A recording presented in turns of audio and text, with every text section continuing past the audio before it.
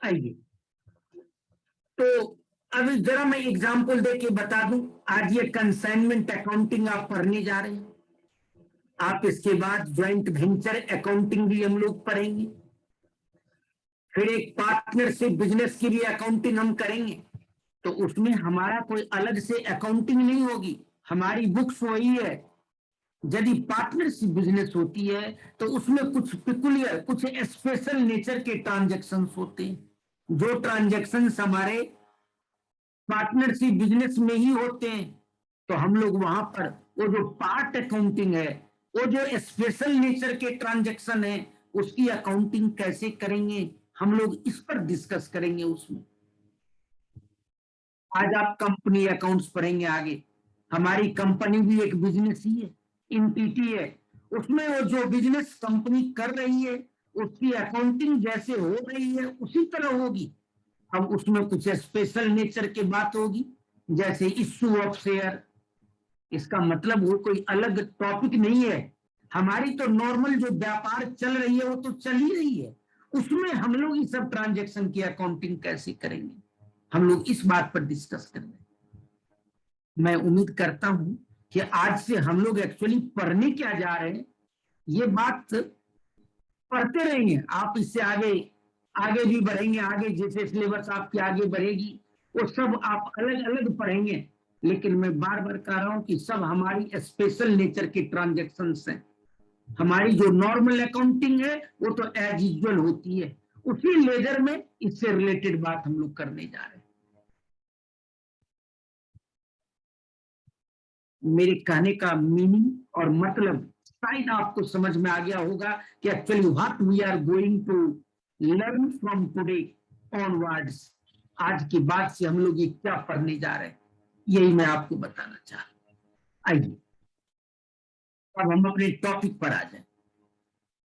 चलिए ये देखते हैं हम लोग, ये कंसाइनमेंट अकाउंटिंग, ये टॉपिक का पहले मीनिंग हम लोग समझें, बैकग्राउंड समझें, तब हम आगे बढ़ेंगे। ये आप स्क्रीन मत देखिएगा, मेरी बात सुनने का कोशिश कीजिए। मैं बहुत ही बैक से बात को स्टार्ट कर रहा हूं। गुड्स आर प्रोड्यूस्ड एट 1, 2 और some places. Goods are manufactured at 1, 2, 3 or some places, but required by the people residing all over India or all over world. ये बात सही है ना? हमारे जो गुड्स हैं एक जगह बनाते हैं, 2 जगह फैक्ट्री रहेगी, 3 जगह हो सकती है, 5 जगह हो सकती है, लेकिन उस सामान की जरूरत तो इंडिया के हर एक कोने में रहने वाले लोग, या बोले कि वर्ल्ड के हर एक जगह रहने वाले लोगों को उस सामान की जरूरत होती है। क्वेश्चन ये उठता है कि उन लोगों तक ये सामान कैसे पहुंचाया जाए, to make available these goods to those areas. इन क्षेत्रों में, एरियाज में हम ये माल को कैसे पहुंचाएं। मैं आपके सामने क्वेश्चन रख दिया, यही है हमारी बैकग्राउंड। क्योंकि बिजनेस में कोई भी बातें नीड बेस्ड डेवलपमेंट होती है, ये नहीं कि ऐसे हो गया, नहीं नहीं, नीड बेस्ड डेवलपमेंट। अब बताइए, माल 1, 2, 4, 5 जगह बनेगी, लेकिन उसकी जरूरत और कंज्यूम करने वाले कंज्यूमर जो उसके हमारे हैं वो तो विभिन्न जगहों पर हमारे, उन लोगों तक ये माल हम कैसे पहुंचाएं। इसके पहुंचाने का बिजनेसमैन लोगों ने 2 तरीका डेवलप किया, क्योंकि ये सब हमारा जो काम करते हैं ना वही डेवलप करते हैं। हमारे बिजनेसमैन इसके 2 तरीका को दो तरीका डेवलप किया। तो क्या किया, ये काम करें, जिस एरिया में इस माल की कंजम्पशन है, मार्केट है, उस एरिया में किसी एक आदमी से जो बिजनेस करता है उसी आदमी को कांटेक्ट करें, उनसे बैठ करके बात करें, बात करके एक हम लोग समझौता कर लें, एग्रीमेंट कर लें कि देखो भाई, मैं आपके पास माल भेजूंगा, आपको माल बेचूंगा नहीं, आपको मैं भेज दूंगा आपके यहाँ, माल मेरा ही रहेगा। जैसे पटना में हमारा सामान की जरूरत है और कलकत्ता में सामान बनती है, तो कलकत्ता से क्या करेंगे वो बिजनेसमैन कलकत्ता वाले कि पटना में ये माल को कैसे अवेलेबल कराया जाए। तो हमारा वो कलकत्ता का बिजनेसमैन पटना के किसी बिजनेसमैन से कांटेक्ट करेगा, उनसे बैठ करके बात करेगा कि सुनिए, मैं कलकत्ता से माल मैं आपको पटना भेज दूंगा,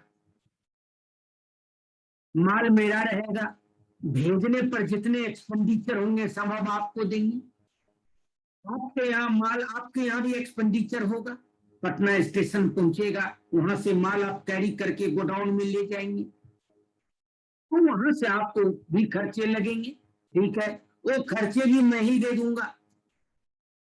आप गोडाउन रेंट पर ले लीजिए, गोडाउन का रेंट भी हम दे देंगे आपको,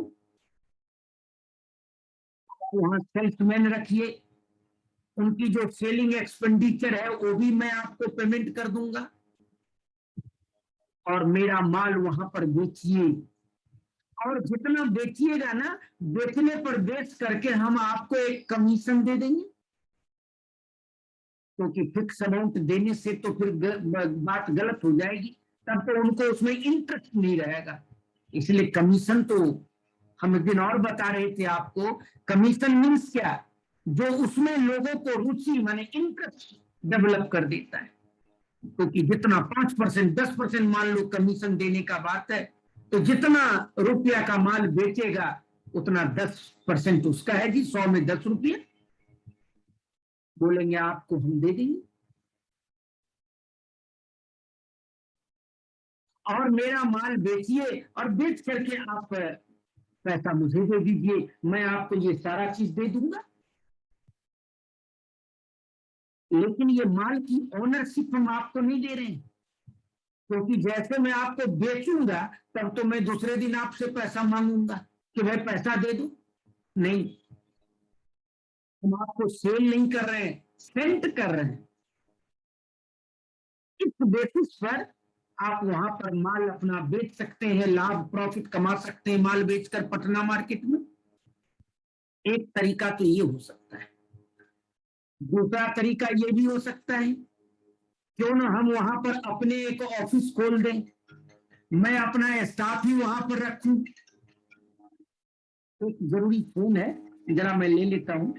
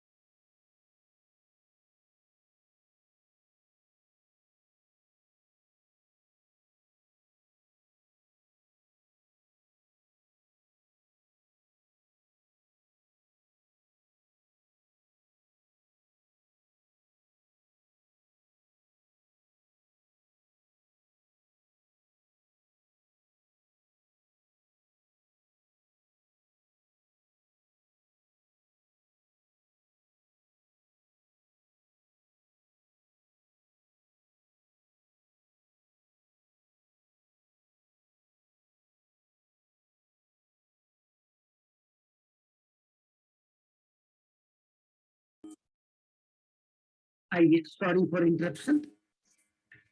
तो ये मैं आपको बताया कि ये एक तरीका तो ये था जो मैं अभी आपको बताया।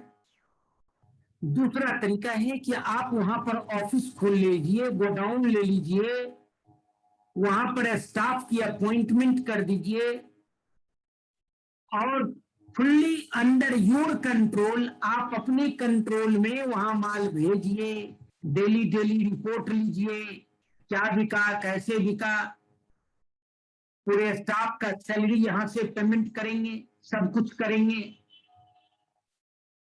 वहां एक ब्रांच मैनेजर रख देंगे।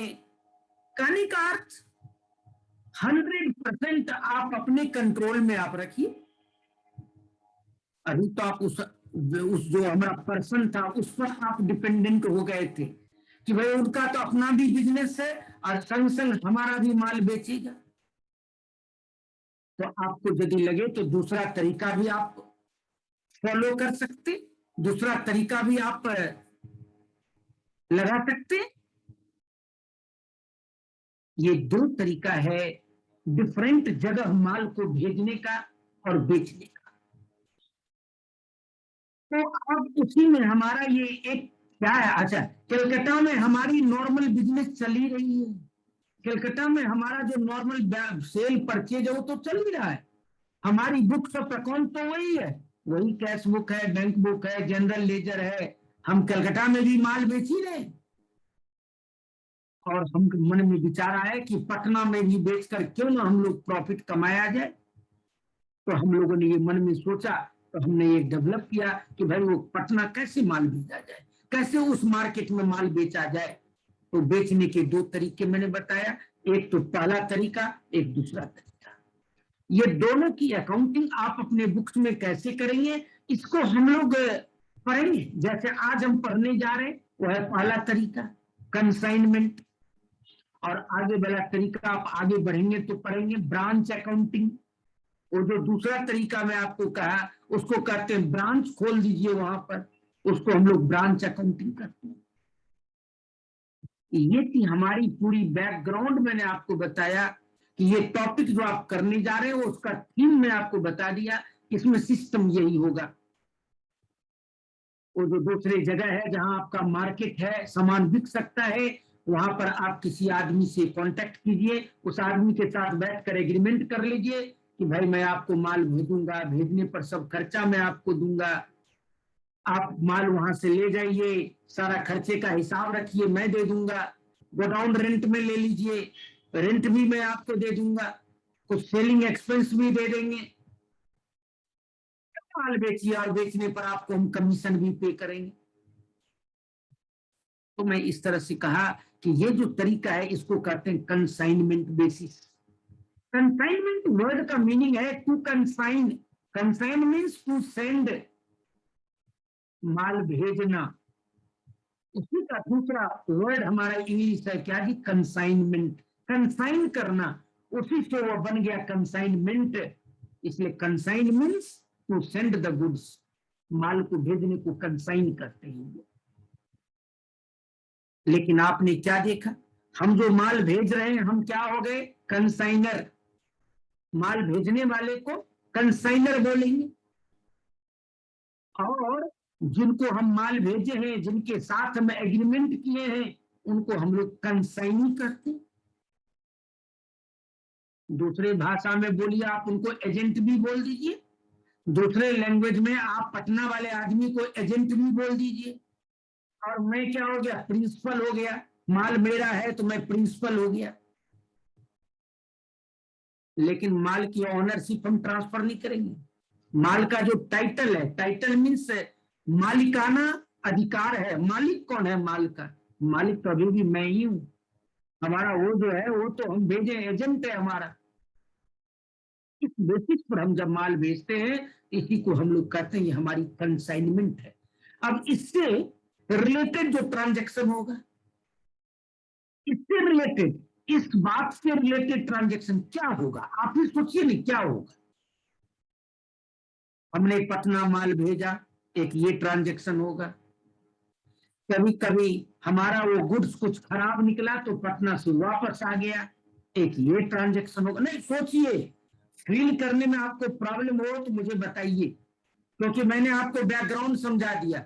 अब आप बोलिए कि इससे रिलेटेड ट्रांजैक्शन क्या होगा, इस एक्टिविटी से, ये कंसाइनमेंट भी क्या हो गया, एक्टिविटी हो गई, इस एक्टिविटी से रिलेटेड ट्रांजैक्शन क्या होगा। एक तो हमारा यहां से माल पटना भेजे, एक ट्रांजैक्शन ये होगा। माल वापस आ गया, कुछ खराब निकल गया होगा, डैमेज हो गया होगा, कुछ भी हो गया होगा, माल वापस आ गया, एक ट्रांजैक्शन ये भी होगा। यहां से आपको भेजने में एक्सपेंस लगा होगा, फ्रेट है, कैरेज है, पैकिंग है, रास्ते का इंश्योरेंस करवाना पड़ेगा, ट्रांजिट इंश्योरेंस, क्योंकि हर एक माल की इंश्योरेंस जरूरी होती है, क्योंकि यदि वो माल रास्ते में खराब हो गया तो भाई कम से कम हमें पूरा लॉस तो नहीं होगा, इंश्योरेंस कंपनी से मिल जाएगी, रास्ते की इंश्योरेंस प्रीमियम है। बताइए, ये सब एक्सपेंस तो आपको करना पड़ेगा। एक तो ट्रांजैक्शन ये होगा, expenses incurred by consignor, consignor हम यहां से करेंगे, तो एक ट्रांजैक्शन ये होगा। बताइए, और इससे रिलेटेड ट्रांजैक्शन क्या होगा, एक्सपेंसेज मेड एट क्या बाबू, कंसाइनी, कंसाइनी के यहाँ जो भी खर्चे होंगे, तो अभी अभी मैंने आपको कहा कि एग्रीमेंट हम किए थे, वो सारे एक्सपेंडिचर मैं आपको दे दूंगा, इसका मतलब वो एक्सपेंडिचर भी तो हमारा ही है। तो expenditure made by consignee, consignee ने जो खर्चा किया वो भी तो हमारे लिए एक ट्रांजैक्शन होगा, हमारे लिए एक्सपेंस तो वो भी होगी, तो एक ट्रांजैक्शन ये भी होगा। अब क्या होगा, और हमारा कंसाइनी माल बेचा, तो सुनिए, माल तो उसने बेचा, लेकिन हमारे यहाँ भी तो ट्रांजैक्शन हुआ, क्योंकि माल तो मेरा बिका, इनकम तो हमारी बढ़ी, तो हमारे यहाँ भी तो ट्रांजैक्शन है। कंसाइनी ने माल बेचा, कंसाइनी और कस्टमर के बीच में हुआ होगा, लेकिन अभी तो फिलहाल ये मेरे यहाँ भी ट्रांजैक्शन है, हमारे बुक्स में भी वो इनकम तो बनेगा।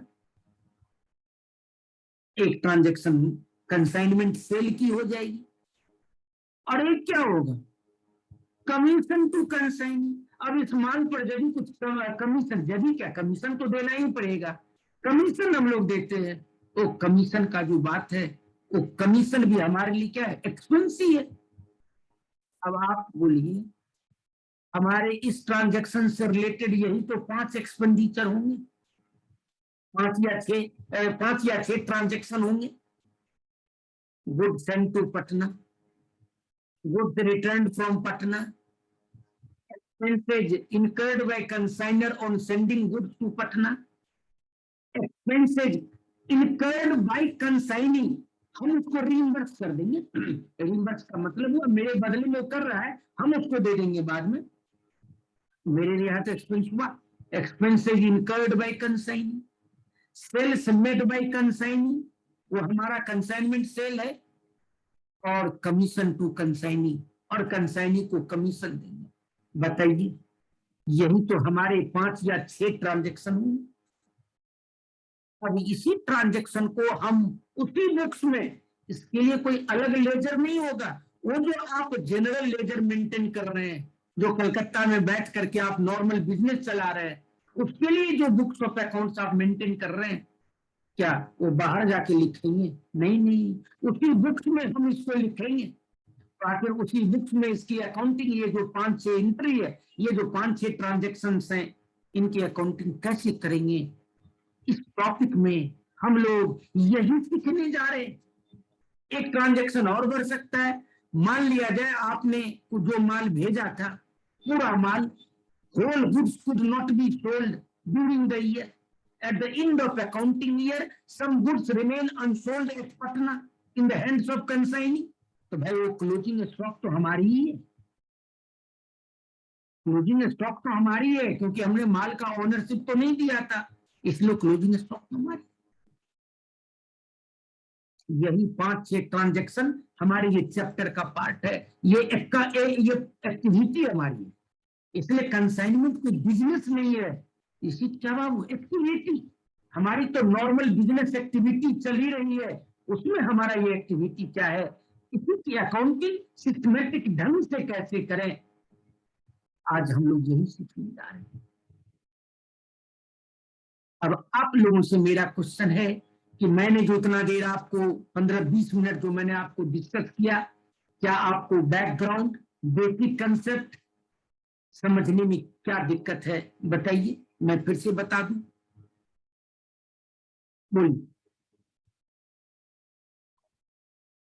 No problem sir.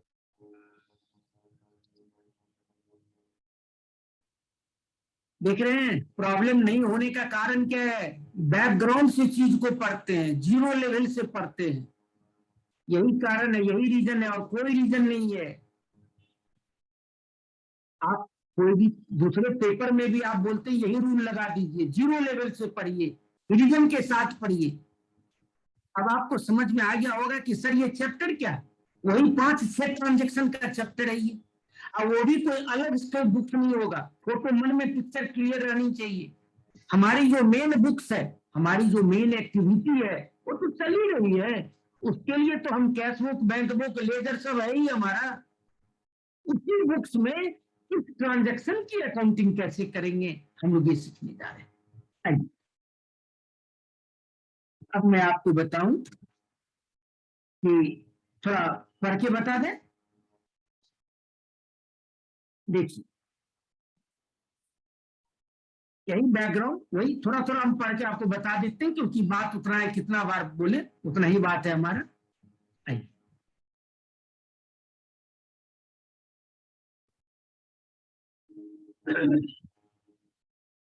देखिए, when goods are sent by one person to another to be sold by latter, दूसरा उसको बेचेगा on behalf and at the risk of the former।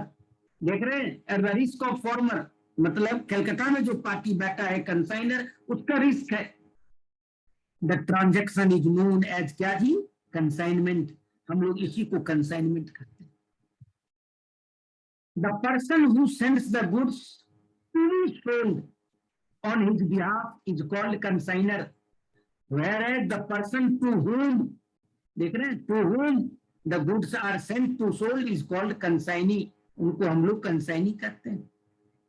Consignment outward भी होता है, कंसाइनमेंट इनवर्ड भी होता है। देखिए ऐसा भी हो सकता है कि हम अपना माल, कलकत्ता में हम बैठे हैं, हम अपना माल बेचवाते हैं पटना भेजकर, ये मेरा कंसाइनमेंट आउटवर्ड हो गया, ये मेरा कंसाइनमेंट आउटवर्ड हो गया। यहां पर हम कंसाइनर हैं। अब मान लिया जाए दिल्ली का कोई एक बड़ा पार्टी है, उनको कलकत्ता में माल बेचवाना है, तो भाई माल बेचने के लिए हम हमसे एग्रीमेंट कर लिया, हम भी बोला कि चलो भाई तुम्हारा माल हम बेचेंगे, बताइए। तो दिल्ली वाले के लिए हम क्या हो गए? कंसाइनी। लेकिन पटना वाले के लिए क्या है? कंसाइनर। दिल्ली वाले के लिए मेरा ये कंसाइनमेंट इनवर्ड होगा, उसकी ट्रांजेक्शन होगी हमारी, और पटना जो माल भेजे है वो हमारी कंसाइनमेंट आउटवर्ड है।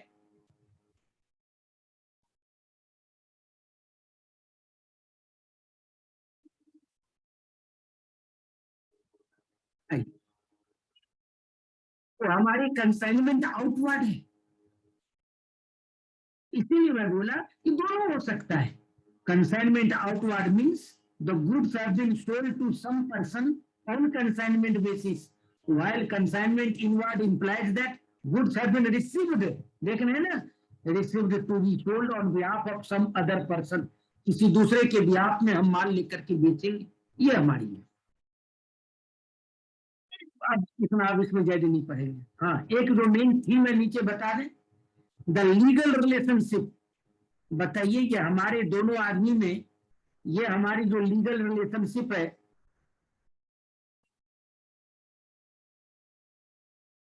कंसाइनर और कंसाइनी के बीच में लीगल रिलेशनशिप क्या होगा? प्रिंसिपल एंड एजेंट का होगा। लेकिन कंसाइनर सेंड गुड्स, देख रहे हैं, जोड़ जोड़ दीजिए, ये माल को भेजते हैं, बेचते नहीं है। सेंड और सोल्ड में यही फर्क है। सेंड का मतलब भेजना, और सोल्ड का मतलब ओनरशिप ट्रांसफर कर देना। बोला यही है, बोल्ड करके लिख दिए, the title, title means ownership to the goods does not pass from consigner to consignee, उनको ये ओनरशिप ट्रांसफर नहीं होती है। And the consignee does not become liable to pay the good percent। इसका मतलब कंसाइनी डेटर नहीं बन सकता है। कंसाइनी को आप बोलेगा पैसा दो भाई माल भेजने के बाद, बोला कौन चीज का भाई, माल बेचेंगे तब आपको हम दे देंगे, आपको माल हम बेचेंगे तो बेच करके आपको पैसा दे देंगे। इसलिए यहाँ पर रिलेशन डेटर और क्रेडिटर का नहीं हो सकता है, क्योंकि मैंने आपको जो बैकग्राउंड बताया उस वहीं पर आपको समझ में आ गया होगा। उसी से हम लोग ये सब डिराइव कर रहे हैं, जो आपको शुरू में बैकग्राउंड समझाए ना, उसी से ये सब चीज हम डिराइव कर रहे हैं। अब ये फीचर ऑफ कंसाइनमेंट ज्यादा बोलने की जरूरत नहीं है, वो सब वही है। देखिए नॉट ए सेल, ये सेल नहीं है। रिलेशनशिप में अभी बता दिया। Consignment does not become the debtor, भाई ये डेटर नहीं है। बोलिएगा यदि क्रेडिट पर, यदि वो क्रेडिट पर माल बेचा, क्रेडिट पर माल खूब बिकता है, तो पटना वाला हमसे पूछा कि क्या भाई क्रेडिट पर बेच दें, लेकिन क्रेडिट पर बेचने में तो एक रिस्क है कि बैड डेट हो सकता है। अब बताइए, पटना वाला जो एजेंट है वो हमसे पूछा कि देखिए क्रेडिट पर खूब माल बिकेगा, बोलिए तो आप, बोलिए तो हम बेचे क्रेडिट पर। पटना में बहुत पार्टी लेने वाला है, क्रेडिट पर दे दो पैसा, अभी मान लेगा 15 दिन के बाद दे देगा, 1 महीने में पैसा दे देगा, लेकिन बेचने में, लेकिन क्रेडिट सेल करने में एक रिस्क है, वो हमारी है बैड डेट की। बिजनेसमैन बनिए, बिजनेसमैन बनिए। और नहीं बनते हैं तो मैं जो कह रहा हूं तो उसको फील कीजिए, महसूस कीजिए। बैड डेट तो रिस्क होगा। यहां पर 2 बातें हो सकती है, या तो आप मतलब कलकत्ता में जो कंसाइनर है, मालिक है, ये कहेगा ठीक है बेचो, बैड डेट होगा होगा हम देख लेंगे, हम बियर कर लेंगे, उतना पैसा तुमसे हम कम लेंगे, बैड डेट को लॉस हम मान लेंगे, ये हो सकता है। लेकिन इसमें तो रिस्क है, क्योंकि पटना वाला पार्टी तो पटना वाले एजेंट को जानता है, हमको तो नहीं जानता है। तो बताइए यहाँ पर कुछ हमारी बिजनेस रिस्क और थोड़ी बढ़ जाती है। मेरा बेचा हुआ पार्टी यदि बेचेंगे तो मैं अपने समझ करके बेचेंगे, लेकिन वहां तो एजेंट को जानता है वो पार्टी सब, तो वहां पर रिस्क थोड़ा और ज्यादा है। बताइए, और क्रेडिट पर माल बेचेंगे नहीं तो माल सेल खूब होगा नहीं। तो बताइए इसके लिए क्या किया। इसके लिए हमारे कंसाइनर ने क्या किया, तो एक स्कीम निकाला। स्कीम क्या निकाला, बोला ए एजेंट इधर आओ, एजेंट तुमको हम अभी कितना कमीशन दे रहे हैं, 10%, मैं 5% और कमीशन दे दूंगा, मैंने टोटल 15%। तो बोलेगा ये 5% एक्स्ट्रा क्यों दे रहे, एक्स्ट्रा इसीलिए दे रहे हैं कि यदि कोई बैड डेट होगा वहां पर तो वो लॉस हम बियर नहीं करेंगे। तो आप समझो, हम तो जितना माल सेल होगा पूरे पैसे हम आपसे लेंगे, और हम नहीं जानते हैं लॉस। बताइए पहले वाले केस में क्या होगा, हमारा एजेंट थोड़ा ढीला ढीला हो जाएगा, लीनियंट हो जाएगा, किसी का डूबेगा डूबेगा, इसका अपने को क्या जाता है, हमको तो 10% मिल रहा है। लेकिन दूसरे वाले केस में क्या होगा, एजेंट जो है बड़ा टाइट हो जाएगा पैसा वसूल करने में, क्योंकि बैड डेट का लॉस उसे बियर करना है, क्योंकि एक लमसम हम एग्रीमेंट पहले कर लिए। इसीलिए यदि मैं एडिशनल कमीशन इनको देता हूं तब तो बैड डेट का लॉस मैं बियर नहीं करूंगा, consigner will not bear, then bad debt loss will be bear by consignee themselves। तो जो एक्स्ट्रा कमीशन देते हैं लॉस को बियर करने के लिए, उसी को कहा जाता है, आगे पढ़ेंगे देखिएगा, डेल क्रेडिटर कमीशन। ये लैटिन वर्ड है, देखिए लैटिन और फ्रेंच वर्ड का यूज हम लोग किया करते हैं, क्यों, हाईलाइट करने के लिए चीज को। आप लॉ में खूब पढ़ेंगे, प्रेमा फेसिया, प्रेमा फेसिया हमारा फ्रेंच वर्ड है, उसकी मीनिंग होती है इंडियन में एट ए ग्लांस, अपनी दृष्टि में। बहुत सारे वर्ड आपको लॉ में तो खूब वर्ड मिलेंगे। वाइड एब इनिशियो, एब इनिशियो का मतलब फ्रॉम द वेरी बिगिनिंग। क्यों? चीज को हाईलाइट करने के लिए हम लोग लैटिन और फ्रेंच वर्ड का यूज किया जाता है। यहां भी वही है, डेल क्रेडर कमीशन, और इस एजेंट को कहेंगे डेल क्रेडर एजेंट है। कहने का अर्थ इनको भाई हम एडिशनल कमीशन दे रहे हैं to cover the bad debt loss. अब एक्चुअल में बैड डेट आपका कितना हुआ, कम हुआ, ज्यादा हुआ, वो आप समझिए। 1 लाख का माल बेचे, एडिशनल में 5% दे दिया, 5,000 कमीशन दे दिया, अब आपका एक्चुअल में बैड डेट 8,000 हो गया। That's your outlook, that's not our outlook.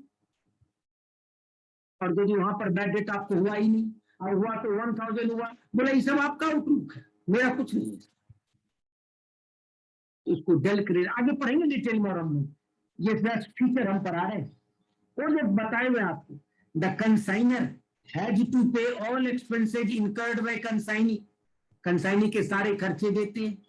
In taking the delivery of the goods when they reach the consignee place, consignee के घर तक पहुंचने के सारे खर्चे देते हैं। एंड ऑल्सो स्टोरेज चार्ज, माने गोडाउन की रेंट भी देते हैं। And other expenses until the goods is sold, जब तक माल बिकता नहीं तक। ये सारी बातें तो मैं आपको शुरू में बता दिया, जो बता दिया उसी को ये लिखा हुआ है, उसी को मैंने लैंग्वेज में लिख दिया है, जो आप पढ़ेंगे तो वही सारी बातें। Consignee is not liable to account for the sale he received from consignor until they are sold। अब बताइए, कंसाइनी भी एक बिजनेसमैन है, हमने यहां से माल भेजा, हमारे लिए तो ट्रांजैक्शन है, हम लिखेंगे। कंसाइनी के लिए क्या ये ट्रांजैक्शन है? नो। कंसाइनी तो सिर्फ गोडाउन में स्टॉक रजिस्टर में लिख लेगा माल आया, कंसाइनी अपने लेजर में नहीं लिख सकता है, क्योंकि इस माल का ओनरशिप उसके पास है ही नहीं। यस, सोचिए, आपको जब लगे, जब जब आपको लगे कि मैं याद करना पड़ रहा है, होता है, तो मुझसे जरूर रुक करके पूछ लीजिए, लेकिन जब तक फील करते रहे तब तक ओके फाइन। बताइए, तो मैंने माल भेजा, भाई मेरे यहां से माल निकल रहा है, हमारे लिए तो ट्रांजेक्शन है, लेकिन एजेंट ने माल मिला उसको, उसके यहाँ कोई अकाउंटिंग एंट्री नहीं होगा, क्योंकि उसका वो परचेज है ही नहीं। गोदाम में आया तो गोदाम में जो हमारी स्टोर रजिस्टर है, उस रजिस्टर में जरूर उसको लिख देंगे इतना माल आया, लेकिन अकाउंटिंग में नहीं आया। माल वापस आ गया, हम तो जरूर लिखेंगे, क्योंकि हम माल भेजने का भी अकाउंटिंग किए थे, तो माल वापस आने का भी करेंगे, लेकिन हमारा एजेंट तो कुछ नहीं करेगा, उसके यहाँ कुछ ट्रांजेक्शन ही नहीं हुआ, माल आने का लिखा ही नहीं था, तो जाने का क्या लिखेगा एजेंट? फील कीजिए, महसूस कीजिए। हाँ, एजेंट ने माल बेचा, भाई उसके यहाँ तो मूवमेंट हुआ, कैश बैंक का बैलेंस उसका बढ़ा, लेकिन उसके लिए सेल नहीं है, उसके लिए तो लायबिलिटी है, क्योंकि वो पैसा तो उसको मुझे भेजना पड़ेगा, वो इनकम नहीं कर सकता है। व्हाट हैपेंड बोलिए, क्योंकि हम लोग डेबिट क्रेडिट तो व्हाट हैपेंड बोल के ही करते हैं, जब तक क्या हुआ ये समझ में नहीं आएगा तो क्या होगा। सेल हुआ कंसाइनी के यहाँ, ट्रांजैक्शन जरूर है, लेकिन उनके यहाँ क्या हुआ, कैश की बैलेंस बढ़ गई।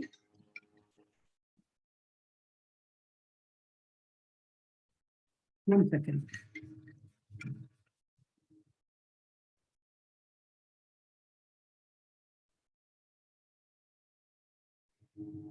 Hello, hello. हाँ हाँ बताइए, हाँ बताइए।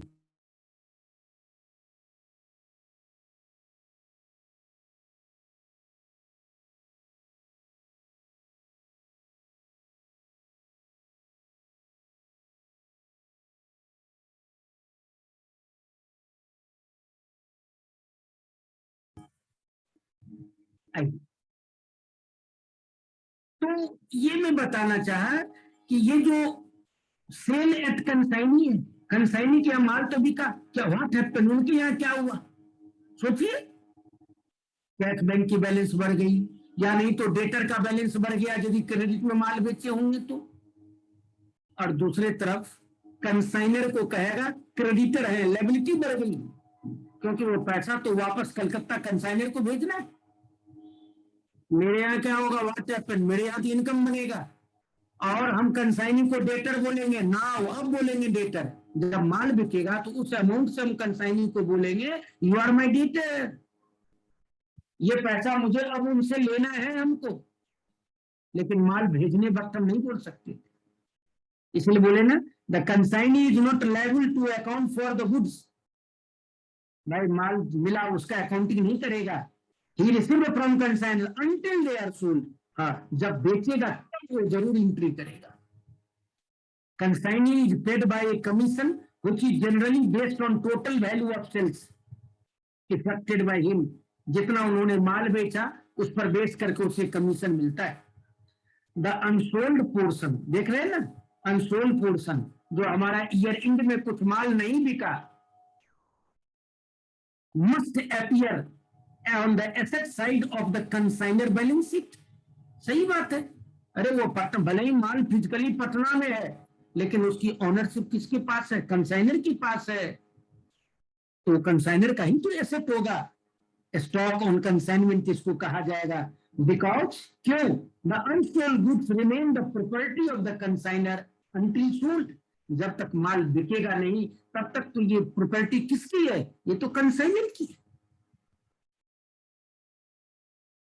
Consignment transaction distinguish from sell goods on sale और रिटर्न बेसिस।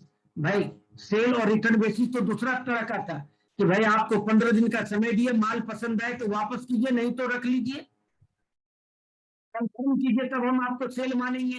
वो तो अलग सेल है, कंसाइनमेंट अलग चीज है, दोनों एकदम डिस्टिंग्विश है, अलग अलग चीज है दोनों हमारा। When goods are sent on consignment, the person receiving the goods is the agent of sender. But in the case of goods sent on sale or return basis, the person to whom the goods are sent is only the optional buyer. बताइए, consignee को जब माल भेजे तो मेरा agent है, लेकिन जब आप सेल ऑफ गुड्स और रिटर्न बेसिस पर बेचते हैं तो वो तो आपका ऑप्शनल बायर है। ऑप्शनल माने उनको ऑप्शन है, ले भी सकता है नहीं भी ले सकता है, इसलिए उसका नाम हो गया ऑप्शनल बायर या ऑप्शनल परचेजर बोल सकते हैं। ये सब है। Any question? No, sir. जितना बात आपको बेसिक में पढ़ाए वही चीज है ना, जितना बात आपको फंडामेंटल बैकग्राउंड में हम समझा दिए उसी बात को ये लैंग्वेज में लिखा हुआ है, उतना ही बात है। चलिए, किन्हीं को भी कोई क्वेश्चन हो तो बताइए, मैं 10-20 सेकंड रुकता हूं।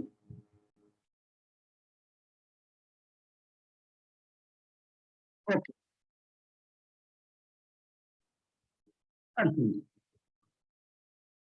इनवॉइस, इनवॉइस का मीनिंग तो मैं आपको बताया था कभी कि invoice means bill paper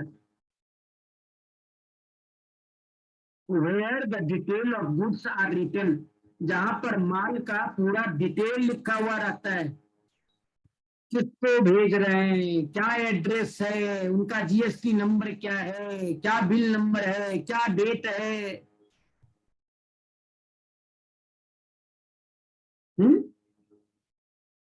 product का नाम क्या है, प्रोडक्ट की quantity detail, rate detail, total amount, discount, जो भी है सब रहता है, इसलिए उसका नाम है इनवॉइस। जब हम बेचते हैं तो वो सेल्स इनवॉइस बनती है। यस, माल खरीदते हैं तो परचेज इनवॉइस बनती है। तो आप कंसाइनमेंट में भी माल जब भेजेंगे तो दैट इज कॉल्ड इनवॉइस, तो बना के भेजना पड़ेगा। और वो इनवॉइस कैसा होगा? डिटेल ऑफ गुड्स तो हमें पटना एजेंट को देना पड़ेगा कि देखो भाई ये सब माल हम भेज रहे हैं। अच्छा, एक बार भेजेंगे, जब ये रिलेशन बन जाएगा तो जब जब वहां से बोलेगा देखिए माल गोडाउन में खत्म हो रहा है, ऑर्डर है कस्टमर लोगों का, तुरंत भेजिए, कहने का अर्थ हुआ यदि आप एजेंट को भेजते हैं तो वन टाइम तो भेजते नहीं है, आप तो 100 टाइम्स भेजेंगे ड्यूरिंग द अकाउंटिंग ईयर। जब जब हमें एजेंट की जरूरत आएगी, एजेंट का रिक्वायरमेंट आएगा, तब तो मुझे यहां से माल भेजना पड़ेगा। तो माल का ऐसे उठा के भेज दें कि माल का डिटेल देना पड़ेगा। आपको मालूम है वो सेल बिल जो है, सेल इनवॉइस जो है, that is the ownership document, वही तो हमारे ओनरशिप की डॉक्यूमेंट कही जाती है। अरे आपको सब पढ़ाए थे, आपको हम सेल और रिटर्न बेसिस में बताए थे इनवॉइस पर हम। तो यहाँ भी तो एजेंट को आपको गुड्स का डिटेल भेजेंगे हम लोग, लेकिन उनको आप इनवॉइस तो नहीं कर सकते, कहेंगे तब तो ओनरशिप ट्रांसफर हो जाएगा। इसलिए क्या करते हैं, प्रो फॉर्मा इनवॉइस। देखिए उसके पीछे में क्या वर्ड लगा दिया, प्रो फॉर्मा। फॉर्मा का मतलब क्या हुआ, रूप। देखिए इनवॉइस के रूप जैसा है, लेकिन वो इनवॉइस नहीं है, लेकिन इनवॉइस जैसा है। इसलिए ऊपर में इनवॉइस हम लोग नहीं लिखेंगे, पर फॉर्मा इनवॉइस लिख देंगे। कहने का अर्थ हुआ डिटेल ऑफ गुड्स हम भेज रहे हैं, देख रहे हैं, along with the goods a statement is usually forwarded by consignor to the consignee। वो तो भेजना पड़ेगा। क्या रहता है, gives the description of the goods consigned, weight, quantity, price and other relevant detail। इसमें तो प्रयोग करते हैं, ये हमारी proforma invoice. Clear, proforma invoice. Yes, sir. Okay, now अब एक वर्ड आती है अकाउंट सेल्स। ये भी बड़ा अच्छा लगेगा, सुन लीजिए पहले, तब हम आपको दिखा देंगे। नाम है अकाउंट सेल्स, सेल्स अकाउंट नहीं। देखिए वर्ड को इधर से उधर कर दीजिएगा, मीनिंग चेंज हो जाएगी। सेल्स अकाउंट तब तो हुआ बिक्री खाता, लेजर अकाउंट हो गया। हम उन्हें बोल रहे हैं अकाउंट सेल्स। ये जो हमारे कंसाइनी के यहाँ जो ट्रांजैक्शन हुआ, क्या हुआ ट्रांजैक्शन कंसाइनी के यहाँ, गुड सेल हुआ, expenses incurred by consigning, commission of consigning, unsold goods at consignee godown। क्या ये सब सारी चीजों का जो डिस्क्रिप्शन है, ये सारे चीजों का डिटेल जो है, क्या कंसाइनी को चाहिए कि नहीं चाहिए? क्योंकि ये सबका रिकॉर्डिंग कंसाइनी का अपने बुक्स में करना पड़ेगा। माल सेल हुआ, क्योंकि कंसाइनी अपने यहाँ का सारा इंफॉर्मेशन कंसाइनर को भेजेगा, और वो भेजेगा तो किस रूप में, कैसे बनाकर भेजेगा, सिस्टम में बना के भेजेगा, उसी को कहते हैं अकाउंट सेल। कौन बनाता है ये, कंसाइनी। क्या बोलेगा, total good sold, sale price. मान लिया जाए 1 लाख, अब उसने जो एक्सपेंस किया वो आपसे क्या कैश में मांगने तो नहीं आएगा, आप ही का पैसा उनके पास है और आपको बिल भेज देगा, लेकिन पैसे का लेन देन, कैश का लेन देन तो नहीं होगा, वो तो एडजस्टमेंट हो जाएगा। क्या होगा, लिखेगा good sold 1 lakh, less freight, godown rent, selling expense और एनी टैक्सेस, ये सारा चीज डिडक्ट करके, और वो बोलेगा 10,000 रुपया हुआ, वो काट के बोलेगा 90,000। अब फिर कहेगा लेस आवर कमीशन 10%, 1 लाख का 10% 10,000, उसके बचा 80,000। हो सकता है कि कंसाइनी कुछ एडवांस भी दे दिया हो पहले, तो माल तो बिकता ही रहता है, तो बीच बीच में थोड़ा सा पैसा भेज दिया। तो मान लो कंसाइनी ने पैसा भेज दिया, तो बोलेंगे लेस एडवांस पेड 50,000, अब घट के क्या बचा 30,000। 30,000 का पेमेंट उधर से बोलेगा, हाँ पेमेंट इंक्लूडेड, पेमेंट सेंट 30,000। भाई देखिए 30,000 को अभी हम आपको पेमेंट कर देंगे। ये पूरा डिटेल जो डिस्क्रिप्शन है ये तैयार करके हमारे कंसाइनी तो भेजेगा किसको, कंसाइनर को, क्योंकि ये सब ट्रांजैक्शन है कंसाइनर का। कंसाइनर अपने बुक्स में ये सब का अकाउंटिंग करेगा। इनके यहाँ तो 3 चीज मालूम है, माल भेजा मालूम है, माल वापस आया मालूम है, इन्होंने भेजने पर एक्सपेंस किया ये मालूम है, बाद बाकी तो सब कंसाइनी के यहाँ है। तो कंसाइनी तो इसको इन्फॉर्म करेगा।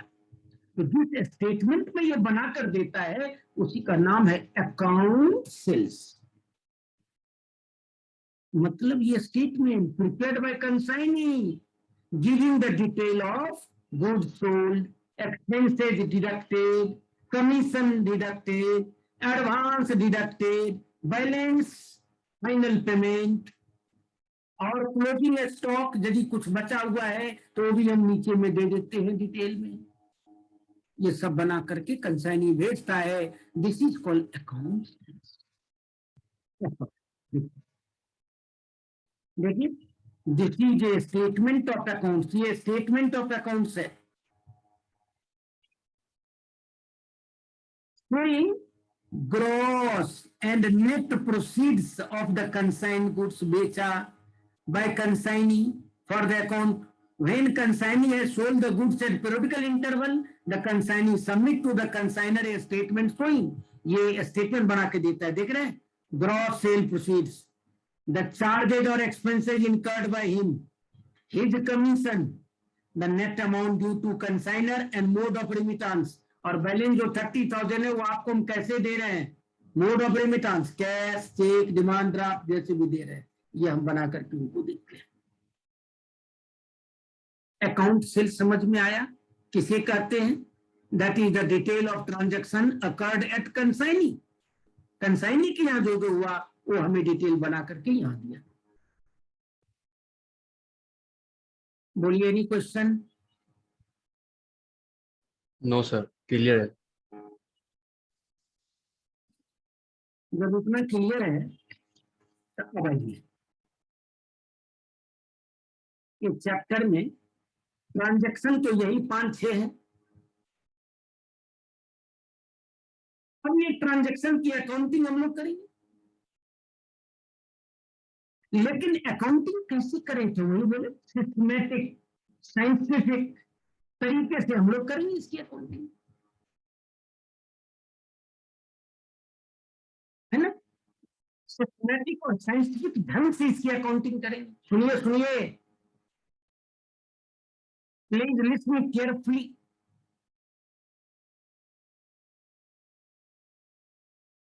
And the meaning of understanding is only one, that is the feeling। समझने का एक ही तरीका है, वो है महसूस करना। तो आप फील कीजिए इसको। बोलिए, बिजनेसमैन बनिए, आप कंसाइनर हैं, कपड़े का दुकान करते हैं, कलकत्ता में नॉर्मल कपड़े का दुकान आपका है, चल रहा है, बिक रहा है, cash book, bank book, general ledger maintain कर रहे हैं, माल परचेज होके आ रहा है, सेल हो रहा है, एक्सपेंसिव पेमेंट हो रही है, normal business activities carried out at Calcutta as usual and recording is to be done as usual. अभी आपको एक अपॉर्चुनिटी मिला to send the goods to Patna and earn some profit by selling there। वहां पर माल भेजकर बेचवा करके कुछ लाभ कमाया जाए। आपके मन में ऐसा आपको ऐसा अपॉर्चुनिटी दिखाई पड़ा और आपने ये सारा अरेंजमेंट कर लिया।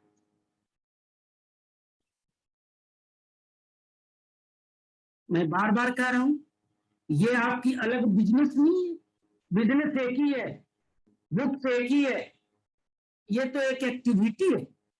Consignment is a activity.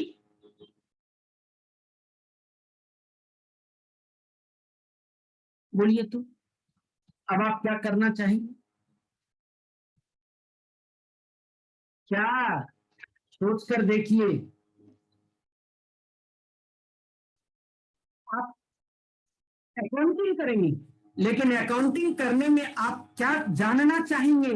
Businessman बनिए, आप दो बातें जानना जरूर चाहेंगे।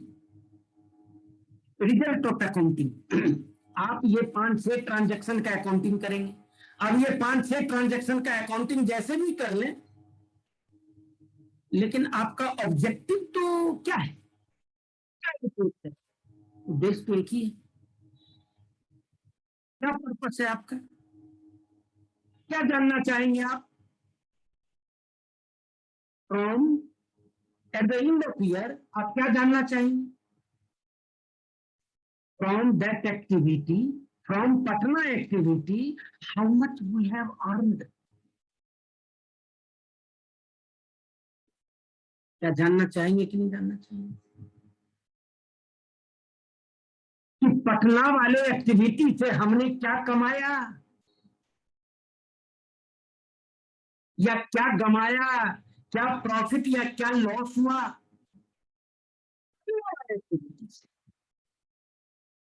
कहने का अर्थ हुआ इस पर्टिकुलर, हम तो ओवरऑल बिजनेस का बनेगा ही, पीएल अकाउंट, ट्रेडिंग अकाउंट जो बनता है, लेकिन हम इस एक्टिविटी का देखना चाहते हैं। क्योंकि देखना चाहेंगे कि नहीं चाहेंगे, पहले ये फील कीजिए आप, तब ना डिसाइड करेंगे कि पटना वाले एक्टिविटी को कंटिन्यू रखें कि बंद कर दें। यदि उसमें नुकसान होता है तो फिर चलाने से क्या फायदा? एक तो आप ये जानना चाहेंगे, और दूसरा जानना चाहेंगे how much amount is receivable from consignee. ये जो कंसाइनी है, ठीक है, माल भेजा, उस अमाउंट से वो मेरा डेटर नहीं है, लेकिन मेरा माल बेचा, उस अमाउंट से तो डेटर है। उसका हिसाब किताब तो आप अपने लेजर में जरूर रखेंगे कि मेरा कितना माल बेचा, उसका एक्सपेंडिचर कितना हुआ, उनका कमीशन कितना हुआ, हमें एडवांस कितना दे चुका था, अभी उसके यहां से मुझे फाइनल पाना कितना है। ये सारी बातें तो आप जानना चाहेंगे। तो आप ये 5-6 ट्रांजैक्शन की अकाउंटिंग करेंगे, लेकिन अकाउंटिंग कैसे करेंगे? By keeping in mind these two object. ये दोनों ऑब्जेक्टिव को ध्यान में रखकर और आप अपनी अकाउंटिंग का काम करें।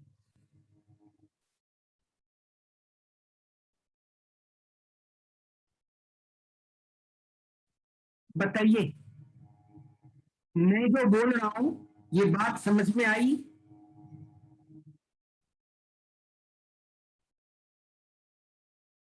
आई। बोलेंगे यही 5-6 ट्रांजेक्शन है, इसीलिए मैं कहा कि इसकी लर्निंग ऑब्जेक्टिव देखिए दो ही है। Here our purpose to learn the following in the books of consignor। लेकिन बार बार बोलते हैं कंसाइनर का बुक्स माने वही कैश बुक, पूरे बिजनेस का बैंक बुक, लेजर वही है। एक्टिविटी की अकाउंटिंग कैसे करेंगे हम लोग ये सीखने जा रहे हैं।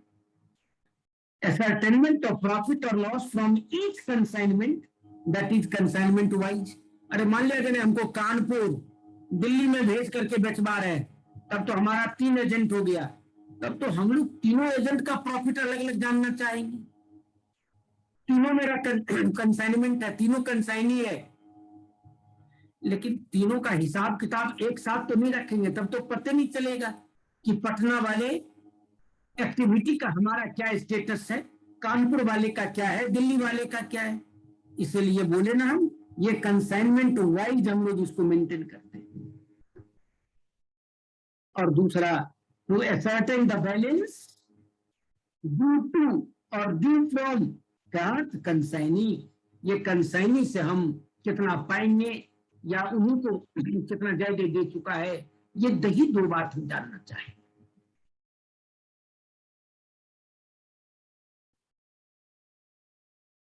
अब आप अकाउंटिंग कैसे करेंगे? हम जर्नल एंट्री आपको नीचे में जरूर लिख दिए हैं, लेकिन वो जर्नल एंट्री अभी हम आपको नहीं पढ़ाएंगे, अभी बोलेंगे नहीं, दिखाएंगे नहीं। अभी तुम सीधे आपको ले चलेंगे इस पे, जो है यहाँ मैं ले जाऊंगा।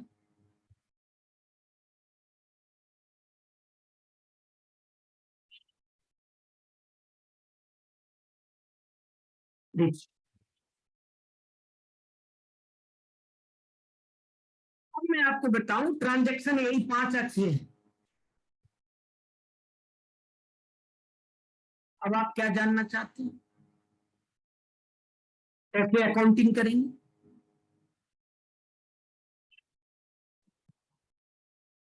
तो मालूम है कि ये पार्ट अकाउंटिंग हो रहा है,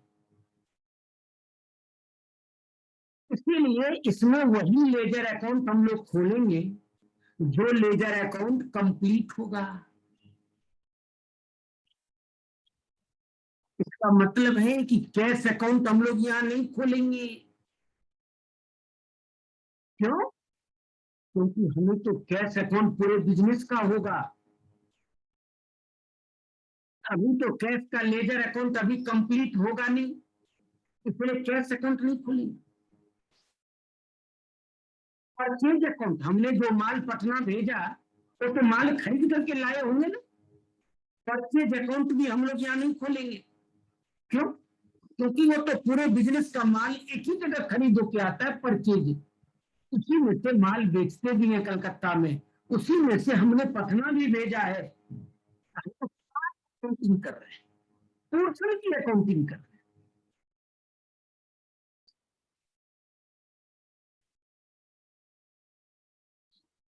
और अकाउंटिंग इस तरीके से होना चाहिए कि हमारी इस एक्टिविटी की प्रॉफिट और लॉस पता चल जाए। अब बोलिए कैसे अकाउंटिंग करें, आप खुद समझिएगा, जर्नल एंट्री बाद में पढ़िएगा। अभी हम आपको दिखाते सीधे सोच के समझ करके अपने से। इसका मतलब है कंसाइनर की बुक्स में यही तो हमारा जनरल लेजर है।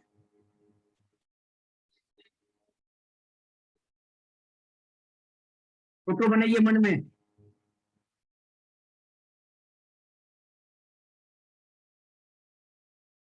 इसमें हमारा ये अकाउंट एक लेजर अकाउंट हम खोलेंगे जो कंप्लीट होगा।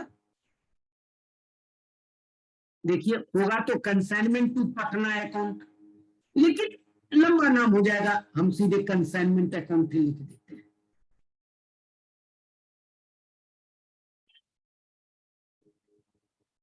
ये लेजर अकाउंट। अब मैं आपको एग्जाम्पल फिगर लेके बताऊं, 10,000 का माल आपने पटना भेजा, बताइए, ये माल तो पहले परचेज होके आया होगा, परचेज अकाउंट में डेबिट होगा, उसी में से 10,000 का माल आप भेजिए, और इसका प्रॉफिट और लॉस हम लोग अलग निकालना चाह रहे हैं। ये कंसाइनमेंट अकाउंट जो है वो एक तरह से ये एक्टिविटी पीएल है।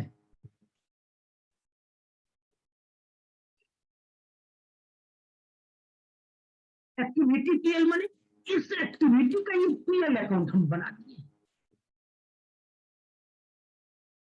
जैसे आप ट्रेडिंग पीएल पूरे ऑर्गेनाइजेशन का बनाते हैं ना, ये एक्टिविटी का पीएल है, और इसका जो प्रॉफिट निकलेगा ये ट्रांसफर टू पीएल अकाउंट हो जाएगा। जो पूरे ऑर्गेनाइजेशन का बनता है वहां हम लोग इसको ट्रांसफर कर देंगे। तो आप नॉर्मल अकाउंटिंग कीजिए, हमने 10,000 का माल भेजा, पीएल अकाउंट में डेबिट करेंगे ना, ये एक्टिविटी का पीएल है, हम लोग यहां पर करेंगे टू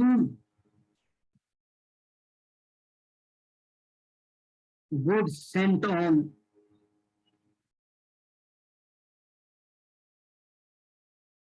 कंसाइनमेंट 10।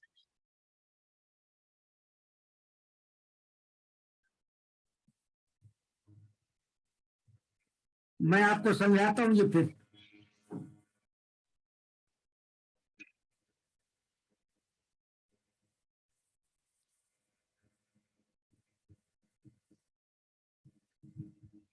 देखिए, ये जो good sent on consignment account credit कर दिए, ये एक्चुअली टेम्पोररी क्रेडिट कर दिए। इस अकाउंट का कोई मीनिंग नहीं है। फोटो बनाइए, माल खरीद करके लाए थे, परचेज अकाउंट डेबिट है, अब उसी में से माल आपने पटना भेजा, तो पटना का हिसाब किताब हम यहाँ रख रहे हैं, क्या बोलेंगे, कंसाइनमेंट अकाउंट डेबिट, अब परचेज अकाउंट क्रेडिट, क्योंकि पूरे ऑर्गेनाइजेशन का माल खरीद होके आया परचेज अकाउंट। लेकिन हम लोग बार बार कितना बार परचेज अकाउंट को क्रेडिट क्रेडिट क्रेडिट करते जाएंगे, क्योंकि आपको अभी बताए थे ना, पटना का एक ही बार माल गया, 100 बार माल गया होगा। और हमें ये भी तो पता करना है कि टोटल माल किसी डेट में अभी तक कितना पटना गया, इसीलिए टेम्पोररी अकाउंट हम लोग इसको खोल लेते हैं। गुड सेंट्रल कंसाइनमेंट अकाउंट ये क्रेडिट कर दिए, जानते ईयर एंड में फिर ये अकाउंट ट्रांसफर टू कहा हो जाएगा, परचेज। देखिए, good sent to consignment account debit और टू परचेज अकाउंट, देखिए 10, ये अकाउंट हमारी बंद।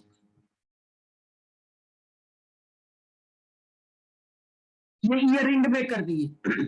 कहने का अर्थ हुआ, होना यही था, परचेज से ही निकल के गया पटना, लेकिन हम लोग इसको टेम्पोररी अकाउंट में रख देते हैं। क्यों? ये जानने के लिए कि टोटल माल आज तक कितना गया पटना, ये पता इस अकाउंट से चलता रहेगा, लेकिन इस अकाउंट का कोई मीनिंग नहीं है, क्योंकि क्रेडिट बैलेंस या तो इनकम होगा या लायबिलिटी होगा। तो लेकिन आपको बताइए, ये अकाउंट क्रेडिट में चल रहा है ईयर एंड के पहले तक, बोले इस अकाउंट का क्या स्टेटस है, बोला कुछ नहीं है, न तो ये इनकम है न ये लायबिलिटी। जैसे कि परचेज रिटर्न अकाउंट होता है, जैसा कि सेल्स अकाउंट होता है, जैसा कि ड्राइंग अकाउंट होता है, बताइए वो सब तो टेम्पोररी अकाउंट है, वही तो ये टेम्पोररी अकाउंट हम रख लेते हैं। और ईयर एंड में कहा जाके बंद कर दिए, देख लिया।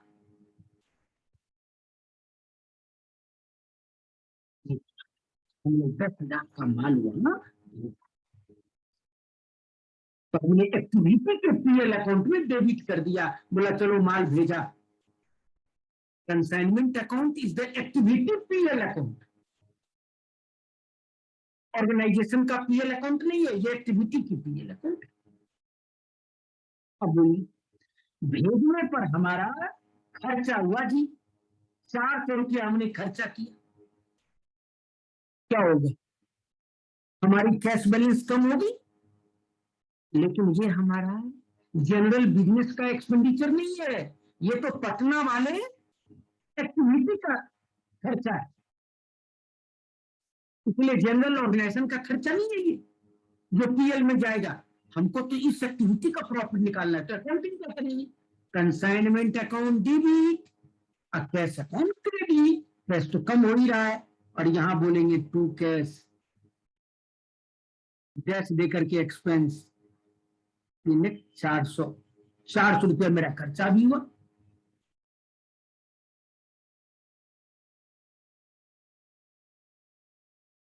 कंसाइनिंग से हमें मान लिया जाए 6,000 रुपए एडवांस में मिला, बीच बीच में आता रहता था। ये देखिए टोटल बेसिस पर अकाउंटिंग होता है, हमारे एग्जाम में ट्रांजैक्शन वाइज अकाउंटिंग नहीं होगा, ये 10,000 एक बार नहीं भेजा होगा, 50 बार में 10,000 का माल गया होगा, लेकिन हम लोग अकाउंटिंग तो टोटल बेसिस पर करते हैं।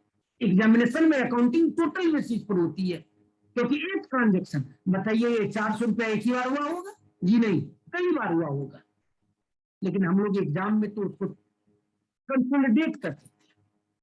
तो हमें तो सीखना है कि भाई अकाउंटिंग होता कैसे, 100 बार होगा, चाहे एक बार 400 रुपया हुआ, एंट्री तो यही होगा, कंसाइनमेंट अकाउंट डेबिट और कैश अकाउंट क्रेडिट, एंट्री तो होना। अब समझ में आया कि एग्जाम में हमेशा टोटल बेसिस अकाउंटिंग होती है। बताइए ये माल जो 10,000 गया वो एक बार में गया होगा, होल ईयर गया, ये गुड सेंट ऑन कंसाइनमेंट को क्रेडिट कर रहे हो एक बार, 50 बार क्रेडिट किए होंगे, कभी 200 का माल, कभी 500 का माल गया, कभी 1000 का माल गया, 1000 माल भेजे। तो देखिए, कैश अकाउंट को हम जाकर के क्रेडिट नहीं करेंगे। क्यों? क्योंकि कैश तो यहाँ कंप्लीट हो ही नहीं रहा है, ये तो एक्टिविटी। 2000 रुपया एडवांस आया, क्या बोलेंगे? कैश अकाउंट डेबिट, बढ़ गया मेरा। और कंसाइनी, मान लिया जाए नाम है श्याम, कंसाइनी अकाउंट क्रेडिट। चलिए यहाँ पर हम कंसाइनी अकाउंट बोल देते हैं। कंसाइनी का नाम क्या है? राम, सॉरी,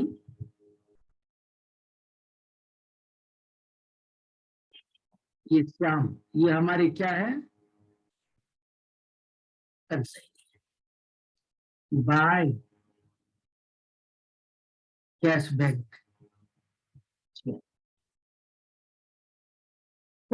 देखिए अकाउंटिंग अपनी, लेकिन कैश अकाउंट को डेबिट हम यहाँ नहीं कर पाएंगे क्योंकि पार्ट होगा। और मैं आपको कहा कि उन्होंने 16,000 का माल बेच दिया, इधर से अकाउंट सेल भेजा तो उसमें लिखा हुआ था 16,000 का माल बेचा। क्या अकाउंटिंग करेंगे? आप ही बोले व्हाट हैपेंड, मेरे यहाँ क्या हुआ, कंसाइनर के यहाँ क्या हुआ? क्या हुआ?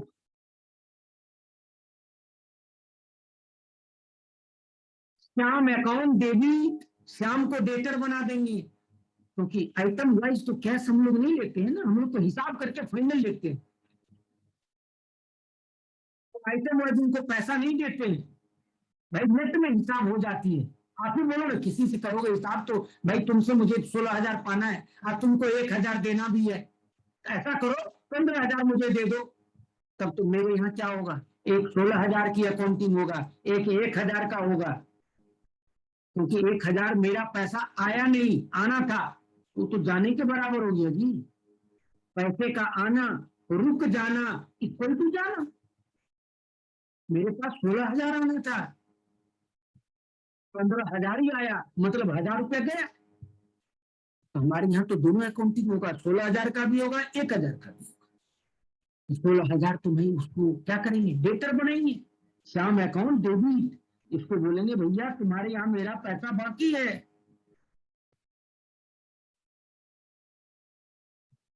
हाँ, ये कौन चीज का पैसा? तो टैक्स दे के नरेशन लिख देंगे, ये सेल्स का पैसा है 16,000, और ये हमारा इनकम है, तो इनकम तो यहाँ पर क्रेडिट कर देंगे बाय श्याम, टैक्स दे करके लिख देंगे सेल्स 16,000। बोलेंगे उनके यहाँ 500 रुपया खर्चा हुआ, श्याम को 500 रुपया एक्सपेंस भी लगा, तो बताइए श्याम को हम कैश में तो पेमेंट नहीं करने जाएंगे, हमारा जो 16,000 था उसी में काट लिया। काट लिया तो काट लिया, ये तो जनरल भाषा हो गया, लेकिन उसको जब हम अकाउंटिंग करेंगे तो क्या बोलेंगे? मेरा एक्सपेंस बढ़ गया, क्या बोलेंगे? Consignment account debit. तू क्या जी? श्याम एक्सपेंस कितना? 500, और श्याम को क्रेडिट कर देंगे बाय कंसाइनमेंट डैश एक्सपेंस। भाई देखिए आपको, अब हम देखिए 16,000 डेबिट में था, 500 क्रेडिट कर दिए, मतलब उनसे कम लेंगे, कम लेंगे मतलब मैं दे दिया, और मेरा एक्सपेंस बन गया। व्हाट हैपेंड, ये सोच लीजिए। अब उनसे बात हुआ था कि भाई देखिए आपको हम 10% कमीशन भी देंगे। 10% मतलब क्या? 16,000 का 10%, कितना जी? 1,600। मेरे लिए क्या है? एक्सपेंस है, श्याम को देना है, तो श्याम को कैश में तो नहीं देना है, उनके अकाउंट को कम कर देना है, एडजस्ट कर देना है, और मेरे लिए क्या है? एक्सपेंस है। क्या बोलेंगे? Consignment account debit to Shyam, dash देके बोलेंगे कमीशन, ये कितना? 1,600, और श्याम अकाउंट को क्रेडिट बाय कंसाइनमेंट कमीशन 1,600। हो गया भाई, यही तो ट्रांजैक्शन था हमारा। मान लिया जाए क्लोजिंग स्टॉक, मान लिया जाए नहीं है, जो भी माल था सब बेच दिया, ऐसा भी हो सकता है। क्लोजिंग स्टॉक रहेगा कोई जरूरी तो है नहीं, जो माल था सब बेच दिया, हो गया। देखिए मेरे यहाँ यही 5 ट्रांजैक्शन है, अकाउंट से लाया उसकी अकाउंटिंग कर दी। अब क्या करेंगे, बैलेंसिंग कर दीजिए। देखिए भाई, ये आपकी 16,000, बोलिए 10 एक 11, 12,500, 12,500, 13,300। बताइए, ये 3,500 रुपया क्या है, क्रेडिट बैलेंस है। क्रेडिट बैलेंस का मतलब ये पटना वाला माल बेच करके हमें साल भर में 3,500 रुपया एक्स्ट्रा फंड जनरेट हुआ, मतलब मैंने कमाया। और ट्रांसफर टू कहां जाएगा, पीएल। फोटो बनाइए, पूरे ऑर्गेनाइजेशन का पीएल अकाउंट तो बनेगा, उस पीएल में इसको ट्रांसफर कर देंगे कि देखो भाई, देखो परचेज, तुम्हारा जो परचेज है ना, उसी में से हमने 10,000 का माल भेज करके देखो 3,500 रुपया पटना से भी कमा लिए। क्या बोलेंगे, कंसाइनमेंट अकाउंट डेबिट, और टू क्या, पीएल अकाउंट प्रॉफिट। ये पीएल मतलब ऑर्गेनाइजेशन का पीएल अकाउंट है, उसको जाकर के क्रेडिट कर देंगे। इसलिए ये देखे ना, ये ट्रेडिंग से भी बंद हो सकता है, टू परचेज कर दिए ना, टू ट्रेडिंग भी कर सकते हैं, क्योंकि ट्रेडिंग अकाउंट के क्रेडिट में भी लिख सकते हैं, by goods sent on consignment, भाई इतना माल हम भेजे हुए थे, अब परचेज वहीं डेबिट में। अब बताइए, ये जो हमारे यहाँ देखिए, इनके यहाँ बैलेंस है ना 16,000,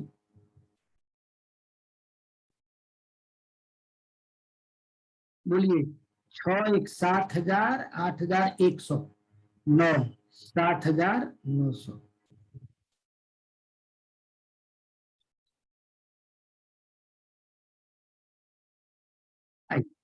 ये पैसा इनके यहाँ मेरा डेबिट बैलेंस चल रहा है, माने क्या, 7,900 रुपया मुझे इनसे लेना है। क्या बोलेंगे, बोला पैसा दे दिया by bank, final settlement, final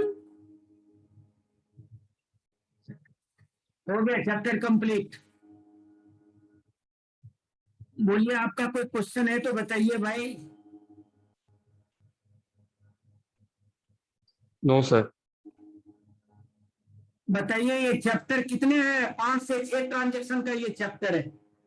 दूसरा बात है, ये पार्ट अकाउंटिंग है, फुल अकाउंटिंग नहीं है। पिक्चर मन में क्लियर रहना चाहिए, हमारी ऑर्गेनाइजेशन नॉर्मल है, नॉर्मल अकाउंटिंग होती है, हम इस पर्टिकुलर ट्रांजेक्शन का अकाउंटिंग कर रहे हैं। और हमारी लेजर अकाउंट तो वही खुलेगी जो कंप्लीट पोस्टिंग होगा, जो लेजर अकाउंट में इनकम्प्लीट होगा वो तो हम लोग नहीं खोल पाएंगे। हाँ, उसको दिखाने के लिए बोलेगा तो दिखा सकते हैं, क्या बोल के, एक्सट्रैक्ट बोल करके, नहीं बताए थे, यहीं पर बोलता है कैश अकाउंट हमको दिखाओ, भाई कैश अकाउंट कंप्लीट तो नहीं दिखा सकते हैं, हम एक्सट्रैक्ट बोल करके दिखा सकते हैं।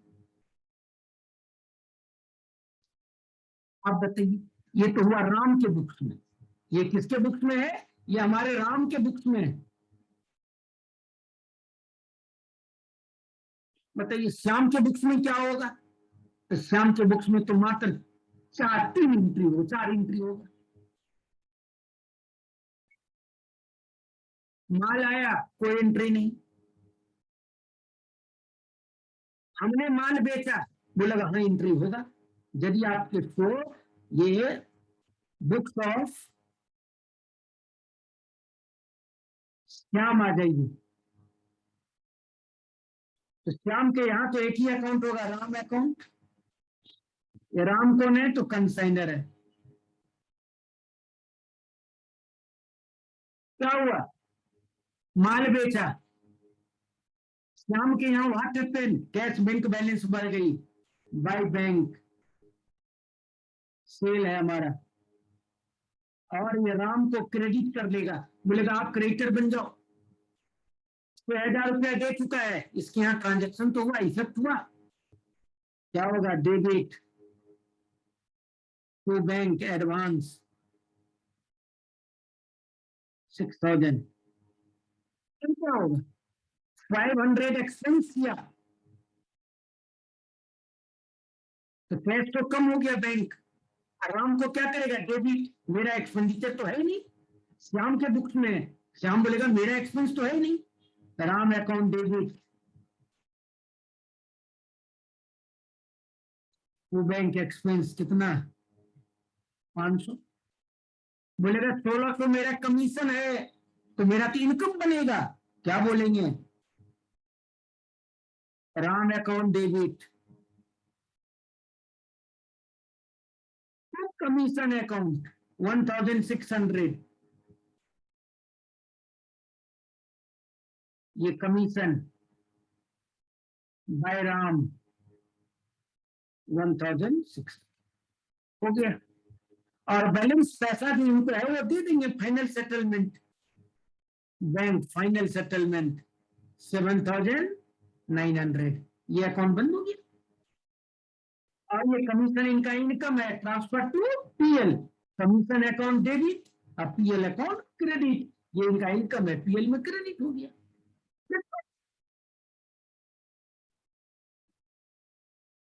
यही तो 4-5 ट्रांजेक्शन की है हमारी चैप्टर। बोलिए क्या इशू है।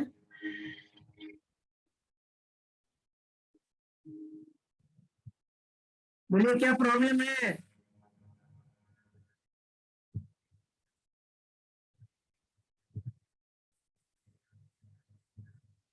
मुझे लगता है कि कंसाइनमेंट का कंसेप्ट आपको समझ में आया होगा। आई होप कि दोनों के बुक्स में जर्नल एंट्री बोलिएगा, तो जर्नल एंट्री वही हम आपको बता दिए हैं, ऊपर जर्नल एंट्री आपको बोलेगा तो लिख देंगे हम, ये यही प्रॉब्लम है, IP1 है, और ऊपर लिख दीजिए हाँ जर्नल एंट्री, बोलिए यह है बुक्स ऑफ राम।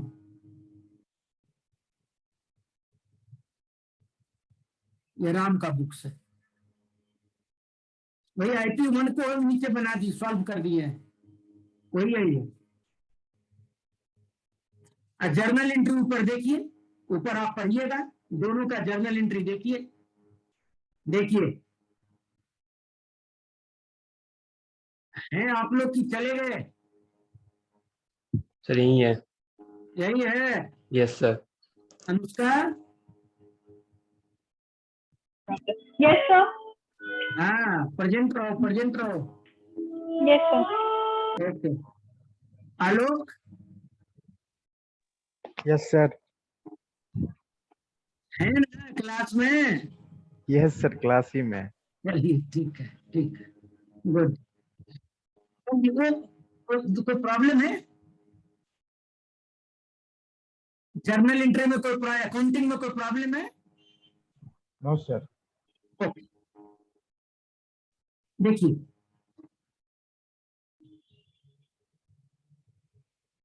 देखिए, on dispatch of goods, consignment account debit to goods sent on consignment, goods return reverse of above, expenses incurred by consigner, consignment account debit to cash और बैंक। कोई advance यदि उसको मिला तो आया तो cash, bank, BR account debit, कभी कभी बिल ही एक्सेप्ट करवा लेते हैं, किससे, कंसाइनिंग से, और वो बिल को हम अपना बैंक से डिस्काउंट करा लेते हैं, कौन, कंसाइनर, उसे भी पैसा आ जाता है। और जब ड्यू डेट आ गया तब तक तो माल उधर बिक ही गया होगा, किसके यहाँ, कंसाइनी के यहाँ, तो कंसाइनी पैसा दे दिया उसमें से, उतना पैसा कम उसको भेजेगा, तो कभी कभी बिल रिसीवेबल भी हो जाता है, debit consignee account credit. For discounting, discounting करा लेंगे तो पढ़े ही है, cash bank account debit, discount account debit to BR। The above discount account is closed by transfer to PL। हाँ ये भी ध्यान रहे, ये जो डिस्काउंट अकाउंट है ये तो एक्सपेंस है हमारा, लेकिन ये कंसाइनमेंट में नहीं जाएगा। क्यों, क्योंकि ये जो पैसे का अरेंजमेंट आपने किया, ये पैसे को तो जनरल बिजनेस में हम लोग यूज कर रहे हैं। ये डिस्काउंट जो एक्सपेंस है ये हमारे कंसाइनमेंट अकाउंट में तो नहीं जाना चाहिए, ये जनरल PL में हम लोग नॉर्मल बिजनेस के PL में ले जाते हैं। आइए, ऑन कंसाइनी रिपोर्टिंग सेल्स, जितना सेल का हमें खबर दिया, consignee account debit to consignment, meaning समझते जाइए सबका। एंट्री, एक बात बताइए, आप लोगों को एंट्री का याद करने की जरूरत पड़ रही है क्या,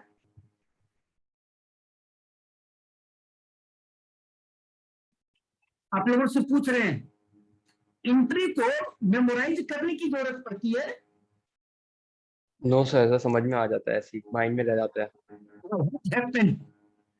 एसेट लायबिलिटी, क्या डेटा, क्या क्रेडिटर बना, ऐसे समझ। हमेशा ट्रांजेक्शन को देखने के बाद यही विचार मन में आना चाहिए, ये नहीं अरे इसका जर्नल एंट्री हमने क्या देखा था गलत।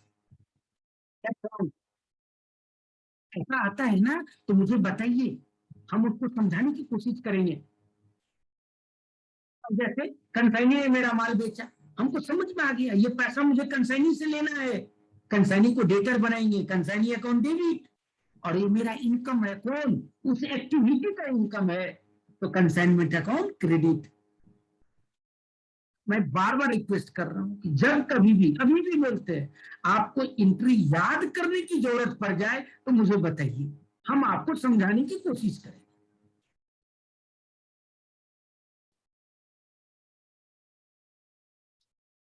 और एक्सपेंसेज इनकर्ड बाय कंसाइनी, क्या बोलेंगे, हमारा भाई बिजनेस का इस एक्टिविटी का खर्चा है, consignment account debit to consignee credit, माने कंसाइनी जो डेटर था वो डेटर क्या हो गया, कम हो गया, अब मुझे कम पैसा मिलेगा, तो समझिए मैं तो दे दिया, देने के बराबर है। वही बात, consignment account debit to consignee, closing stock, यदि कुछ रह गया क्या बोलेंगे, ये मेरा एसेट है, consignment stock account debit, consignment account credit, क्योंकि देखिए तो इसी माल में से तो रहेगा ना, इसी माल में से तो क्लोजिंग रहेगा, क्या बोलेंगे, कंसाइनमेंट स्टॉक अकाउंट डेबिट, और यहां पर क्रेडिट।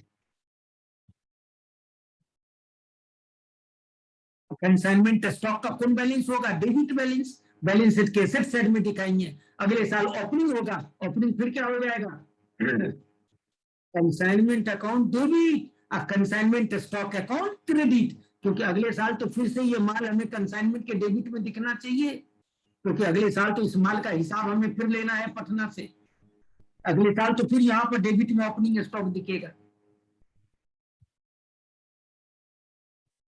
हो गया फाइनल सेटलमेंट विथ कंसाइनी, वो जैसा भी होगा अकॉर्डिंगली एंट्री हम लोग कर लेते हैं। At the end of accounting year, देखिए balance of consignment stock and consignee account is shown on the balance sheet. सही बात है भाई, कंसाइनी मुझे अभी पैसा नहीं दिया है तो उसका भी बैलेंस अभी चलेगा, एसेट के रूप में चलेगा, लायबिलिटी को एसेट के रूप में चलेगा।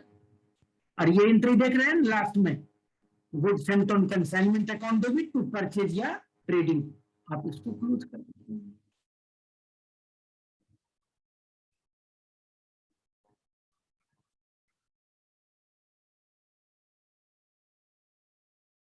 देखिए कंसाइनी के घर में for goods receive from consignee no entry, return का नो एंट्री, एडवांस दिया consignor account debit to cash bank BP. अरे समझाने की जरूरत है तो मुझे बताइए,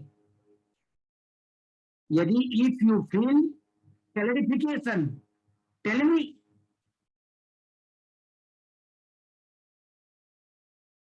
और payment of expense in respect of consignment, consignment का खर्चा कंसाइनी ने दिया, क्या बोलेगा, कंसाइनर अकाउंट डेबिट,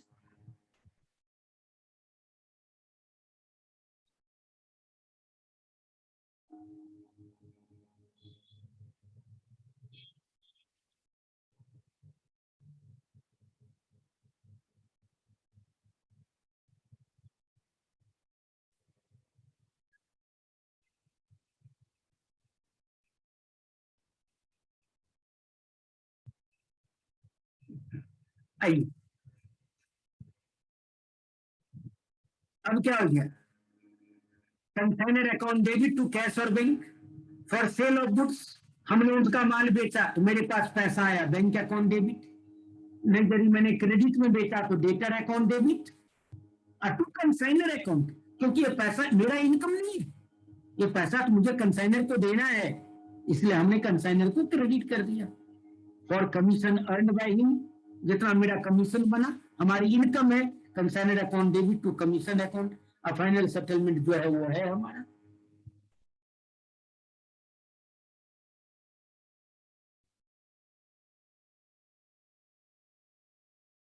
क्या जर्नल एंट्री यहां लिखने की जरूरत है,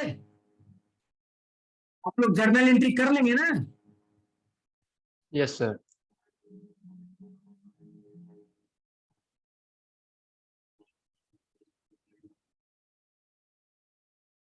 नीचे में देखिए एक प्रॉब्लम हम आपको बना भी दिए हैं, थोड़ा सा ये सॉल्व किया हुआ है, इसको देख लीजिए घर में। जर्नल एंट्री करना है तो आप उसको कर लीजिए, हम कर देंगे अगले दिन। बेसिकली ये चैप्टर कंप्लीट है। अब हमारा कुछ बातें, कुछ स्पेशल बात होगा, जैसे कमीशन निकालने की बात होगी, जैसे क्लोजिंग स्टॉक का वैल्यू आप कितना करेंगे, कैसे करेंगे। पटना में स्टॉक पड़ा हुआ है ना, मान लिया जाए 20% माल पड़ा हुआ है, हम 10,000 का माल भेजे थे, 20% माल पड़ा हुआ है, तो क्या 2,000 रुपया का माल पड़ा हुआ है, तो क्या 2,000 कॉस्ट तो होगा नहीं, हमको भेजने में खर्चा लगा था, उसका भी जो प्रोपोर्शन है वो हमारे क्लोजिंग स्टॉक के कॉस्ट में जाएगा। क्योंकि इन्वेंट्री का वैल्यूएशन आप पढ़े हैं कि माल जिस वक्त जहां पर है वहां तक का सारा कॉस्ट जो डायरेक्ट एक्सपेंडिचर हो जाना चाहिए। पर ये सब कुछ बातें जो है ना, एक दो बातें, रास्ते में कोई लॉस हो गया, माल का चोरी हो गई, तो उसका भी तो इफेक्ट आएगा, क्या करेंगे। कहने का अर्थ हुआ अब कुछ जनरल बने स्पेशल नेचर की बात इसमें करेंगे, ये ट्रांजेक्शन हो तो क्या करेंगे। अभी जो पढ़ा है ये जनरल था, लेकिन अब जो होगा वो क्या होगा, मे और मे नोट। यदि लॉस होता है तो, यदि माल अनसोल्ड बचता है तो, यदि एक्स्ट्रा कुछ कमीशन देते हैं तो, कहने का अर्थ ये सब सब्जेक्ट टू कंडीशन हमारी, हम इस पर डिस्कस करेंगे कल। अब अभी तक में आप हमसे क्वेश्चन पूछ सकते हैं, कुछ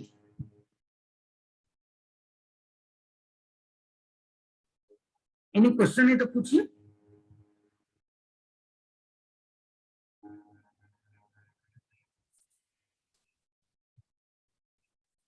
ओके, हमारे लोग ये फेसबुक पर भी है लाइव, और ये हमारे कुछ 11-12 वाले हैं, उन लोगों को सिलेबस में नहीं है, लेकिन ये तो हम पढ़ा रहे हैं आपको।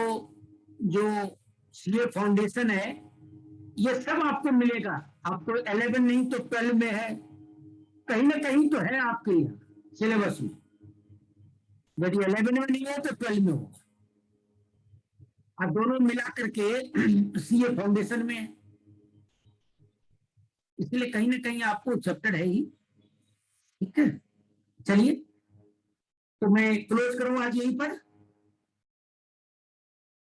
Yes sir.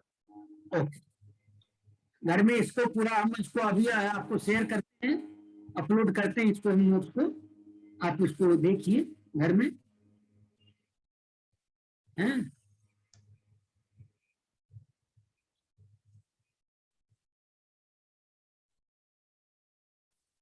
चलिए, okay, thank you. Thank you sir. Sir एक डाउट था। बोलिए बोलिए बोलिए बोलिए। सर कुछ दिन पहले सर ये कल परसों को सर मैं वो करा था, बीआरएस प्रैक्टिस करा था।